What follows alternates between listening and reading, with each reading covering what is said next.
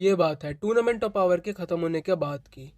बहुत बड़ी डिफ़िकल्टी को फेस करने के बाद सभी जी फाइटर्स अर्थ पर अपनी लाइफ नॉर्मल तरीके से जीना शुरू कर देते हैं। जहां हमारा हीरो गोकू चीची के कहने पर फार्मिंग दोबारा शुरू कर देता है और दूसरी ओर वेजिटा हमेशा की तरह गोकू को पीछे छोड़ने के लिए अपनी ट्रेनिंग में लगा हुआ होता है। पर गोकू का मन फार्मिंग करने का बिल्कुल नहीं कर रहा था, बल्कि उसका मन ट्रेनिंग करने का कर रहा होता है। और दूसरी ओर दोनों जेनोसामा इंटरेस्टिंग टॉपिक पे बात कर रहे होते हैं। टूर्नामेंट ऑफ पावर में हमें गोकू की बहुत सी नई पोटेंशियल्स और एबिलिटीज के बारे में पता चला है। वो पहला मॉर्टल है जिसने अल्ट्रा इंस्टेंट को अचीव किया है। तो कैसा रहेगा कि हम गोकू को न्यू किंग ऑफ एवरीथिंग बना दें। दूसरे जेनोसामा बोलते हैं, हाँ शायद ये सही बोल रहे हो तुम, तो मैं अभी ग्रैंड प्रीस्ट को बुलाता हूँ। फिर अगले ही पल ग्रैंड प्रीस्ट वहां आ जाते हैं और बोलते हैं, जेनोसामा मैं आपकी कैसे मदद कर सकता हूँ। फिर जेनोसामा बोलते हैं, जल्दी से यूनिवर्स 7 के गोकू को यहाँ पर बुलाओ। फिर ग्रैंड प्रीस्ट बोलते हैं, जैसा आप चाहो जेनोसामा। और फिर वो पीस से कांटेक्ट करके बोलते हैं कि जल्दी से तुम्हारे यूनिवर्स के सोन गोकू को यहाँ पर बुलाओ। जेनोसामा उन्हें याद कर रहे हैं। ये सुनने के बाद वीस फटाफट गोकू के पास पहुंच जाता है और बताता है कि गोकू तुम्हें जेनोसामा ने बुलाया है। ये सुन के गोकू बहुत ज़्यादा हैरान हो जाता है और बोलता है, अरे यार अब ऐसा क्या हो गया कि जेनोसामा मेरे को बुला रहे हैं।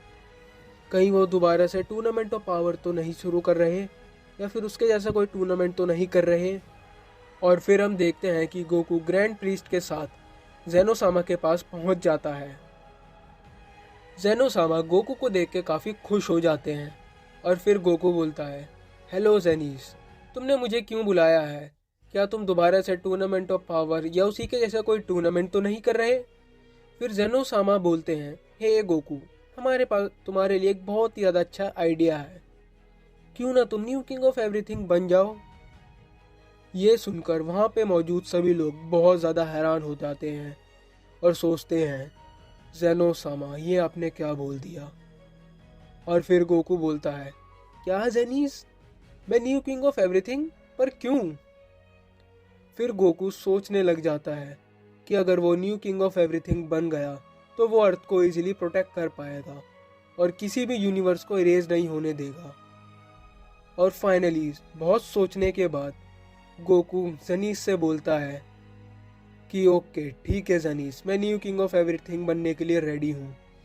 और ये सुनकर जेनोसामा काफ़ी खुश हो जाते हैं और बोलते हैं, अब तुम बहुत ही जल्दी ग्रैंड प्रीस के साथ ट्रेनिंग शुरू करने वाले हो, तो गोकू अब तुम रेडी रहना।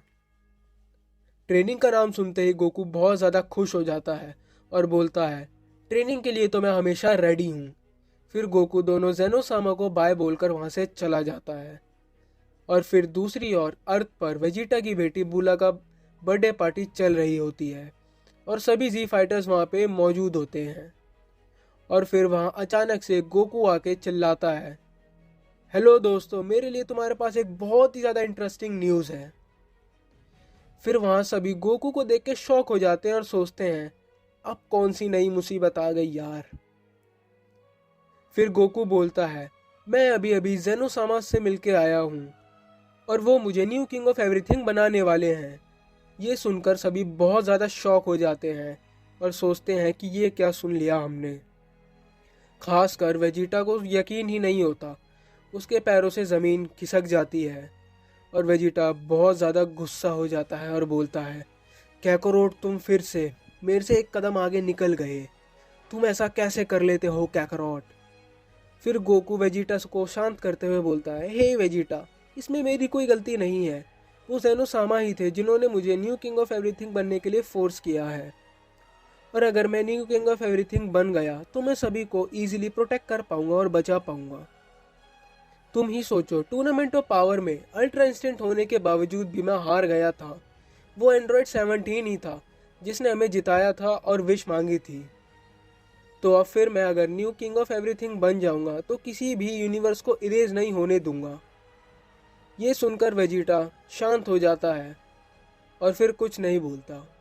फिर फाइनली गोकू पार्टी में सभी के साथ अपना लास्ट टाइम स्पेंड करता है और फिर अगले दिन गोकू ग्रैंड प्रीस्ट के साथ ट्रेनिंग करने के लिए निकल जाता है। फिर वो ग्रैंड प्रीस्ट के पास पहुंच जाता है और ग्रैंड प्रीस्ट उसे अपने जैसा ही आउटफिट पहना देते हैं और फिर गोकू ग्रैंड प्रीस्ट के साथ अपनी ट्रेनिंग शुरू करता है। गोकू एक के बाद एक ग्रैंड प्रीस्ट पे बहुत सारे अटैक करता है, पर एक भी अटैक ग्रैंड प्रीस्ट को टच नहीं कर पाता।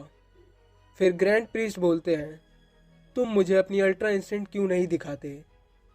फिर गोकू रिप्लाई में बोलता है, मैं अपनी बेस फॉर्म में ही स्ट्रांग होना चाहता हूँ।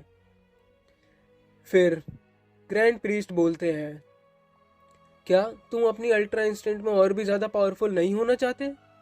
फिर गोकू बोलता है, मैं अपनी बेस फॉर्म में इतना ज़्यादा पावरफुल होना चाहता हूँ जिसमें मैं आपको भी हरा दूँ। फिर गोकू और ग्रैंड प्रीस्ट ट्रेनिंग कंटिन्यू करते हैं। धीरे धीरे गोकू सुपर सेयन ब्लू में ट्रांसफॉर्म हो जाता है और आगे जाके थोड़ी ही देर बाद उसी के साथ वो कायोकेन भी यूज़ करने लग जाता है, पर वो फिर भी ग्रैंड प्रीस्ट को टच भी नहीं कर पाता। फिर वो बोलता है, ग्रैंड प्रीस्ट आप तो बहुत ही ज़्यादा पावरफुल हैं। फिर ग्रैंड प्रीस्ट बोलते हैं कि गोकू अब थोड़ा आराम कर लो, क्योंकि काफ़ी दिनों से हम नॉन स्टॉप ट्रेनिंग कर रहे हैं और अब आराम करना भी ज़रूरी है। और आराम करते हुए गोकू को अपने पावर लेवल में डिफरेंस महसूस होता है, पर वो समझ नहीं पाता ये कौन सी पावर है। फिर ग्रैंड प्रीस्ट बोलते हैं, गोकू तुम बहुत ही जल्दी न्यू किंग ऑफ एवरीथिंग बनने के लिए रेडी हो जाओगे। और गोकू सामा आपने बहुत ही कम टाइम में बहुत ही ज़्यादा इम्प्रूवमेंट दिखाई है। ये सुन के गोकू बहुत ज़्यादा खुश हो जाता है कि ग्रैंड प्रीस्ट उसे गोकू सामा बुला रहे हैं और वो बोलता है, गोकू सामा ये तो सुनने में बहुत ज़्यादा अच्छा लग रहा है। फिर ग्रैंड प्रीस्ट बोलते हैं, गोकू सामा अब हमने बहुत ज़्यादा रेस्ट कर लिया, क्यों ना हम दोबारा ट्रेनिंग शुरू करें। और फिर गोकू और ग्रैंड प्रीस्ट दोबारा ट्रेनिंग में लग जाते हैं। दूसरी ओर वेजिटा से रहा नहीं जा रहा था कि अब Goku new king of everything बनने वाला है और अब वो पीछे बिल्कुल भी नहीं रह सकता था। इसलिए वो बुल्मा के पास जाता है और उसे वीस से कांटेक्ट करने के लिए बोलता है। बुल्मा वीस से कांटेक्ट करके उसे खाने का लालच देके बुला लेती है, पर वीस के साथ लॉर्ड बीरस भी पहुंच जाते हैं। फिर वीस वेजिटा को देख के समझ जाता है और बोलता है, हे वेजिटा क्यों ना तुम ट्रेनिंग के लिए लॉर्ड बीरस के प्लेनेट पे आ जाओ। ये सुन के वेजिटा खुश हो जाता है और बोलता है, चलो फिर। ये देखकर बीरस कुछ भी रिएक्ट नहीं करते और वो सिर्फ अपने खाने पर ही ध्यान देते हैं। फिर कुछ देर बाद तीनों लॉर्ड बीरस के प्लेनेट पर पहुंच जाते हैं और वेजिटा बोलता है, चलो फिर ट्रेनिंग शुरू करें। फिर वीस बोलता है, हे कितनी जल्दी हो रही है तुम्हें? क्या तुम इस बात से जेलस हो कि गोकू अब तुमसे बहुत ज़्यादा आगे निकल गया है और तुमसे पीछे रहा नहीं जा रहा? फिर वेजिटा इस बात को इग्नोर करता है और बहुत ज़्यादा गुस्सा हो जाता है और बोलता है, चलो ट्रेनिंग शुरू करते हैं। फिर वीस वेजिटा को ट्रेन करने में लग जाता है और लॉर्ड बीरस से अभी भी ये यकीन नहीं हो रहा था कि Goku new king of everything बनने वाला है। और इन सब से दूर पुराने मिटा दिए गए यूनिवर्सेस के रिस्टोर होने के कारण एक पुराना दुश्मन वापस आ गया है और वो और कोई नहीं गोकू और वेजिटा की प्रजाति का भुला दिया गया एक बहुत ही ज़्यादा पुराना सैयन है, जो कि बदले की आग में जल रहा था। और ये पुराना दुश्मन ताकतवर होने के साथ ही बहुत ज़्यादा चालाक भी है। उसे पता था कि अगर वो अभी बदला लेने जाएगा तो वो कुछ नहीं कर पाएगा, इसलिए वो छुपकर अपने आप को और भी ज़्यादा स्ट्रॉन्ग बनाने में लग जाता है और अभी तक किसी को उसके वापस आने की भनक तक नहीं लगती। आखिर कौन है ये पुराना सैयन और किस चीज़ का बदला चाहता है ये? तो अगली बार गोकू का सामना होगा इस पुराने मिस्टीरियस सैयन से, और क्या गोकू इसे हरा पाएगा? तो ये पता चलेगा अब नेक्स्ट चैप्टर में। जब तक के लिए गुड बाय।